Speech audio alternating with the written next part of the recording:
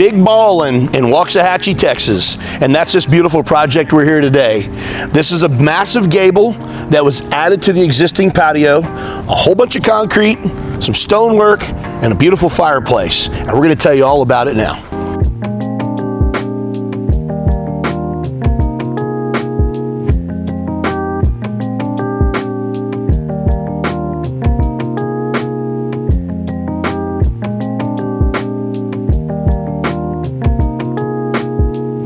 So let's talk about this beautiful patio. We'll start off with what we're looking at here, and this is going to be an extended 22 wide by 20 feet deep gable that was added to the existing patio. You can see the back beam that was already there for the home originally, and we simply extended off of that, and we went ahead and wrapped all the existing patio and beam to match the new patio with this beautiful dark stained tongue and groove. Now, that stone wall you see is all kitchen. Every bit of that is right on top of this concrete we had to pour with that turn down because of the slope of the backyard. Now we did have to bring in some dirt work, and we had to then obviously create all of that turn down and pour the concrete all the way around.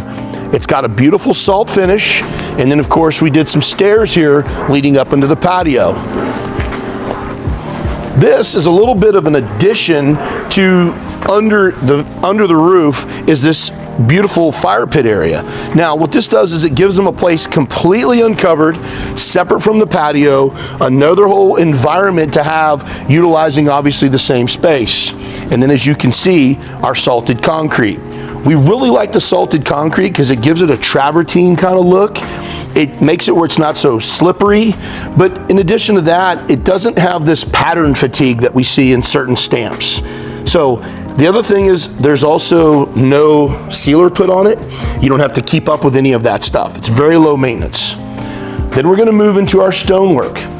This is a giant kitchen, obviously, that wraps around the entire back of the patio with a backsplash for added additional outlets to accommodate and house all the appliances and storage they wanted. This is an Austin chop with a Luter's top, and then of course, again, adding this bar backsplash. We transitioned that over into the fireplace. The fireplace is done in the same material, Austin chop, Luter's top with a hearth.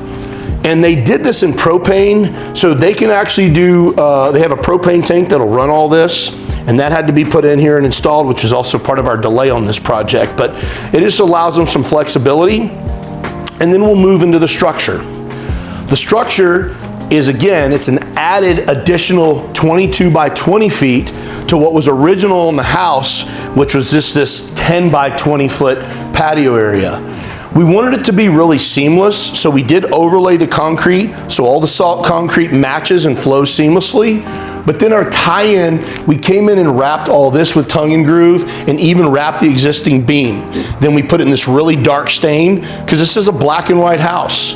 So we wanted it to look original to the house, look like the builder did it, and have this beautiful outdoor living space. The last thing they did is they outfitted it with this gorgeous furniture. This is an all wood furniture, and essentially they had to lay it out to make sure they had enough space because they had this nice big dining table, they wanted a nice big living area, and then of course the area around the fire pit. Those are just a few things you really want to think about whenever you're setting up your outdoor living space. The electrical, we did several lights. They did 3 fans because they wanted a specific trajectory of those. And then we did some speakers. Now, here's the cool part about the lights. Those are all tied into the lights underneath the counter on the kitchen area, which are LEDs. So they can turn all those on and change the colors and make them do all kinds of cool stuff. And then of course, last but not least, a couple heaters and a TV. The heaters make the space livable throughout the year, even when it gets cold, at least here in Texas. They do the job. And then if you like watching TV outside, do a TV and a nice sound bar. Some people don't want a TV outside, they just want to be outside. And that really boils down to your subjective opinion, and then of course your choice of appliances, depending on what you're going to do, how you cook, and how you live.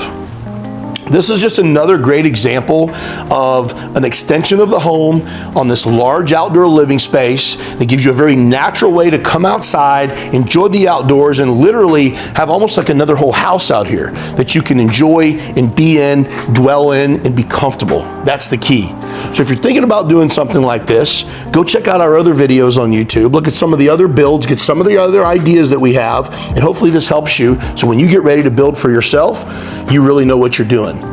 We hope you've enjoyed this video, and remember, always do the right thing.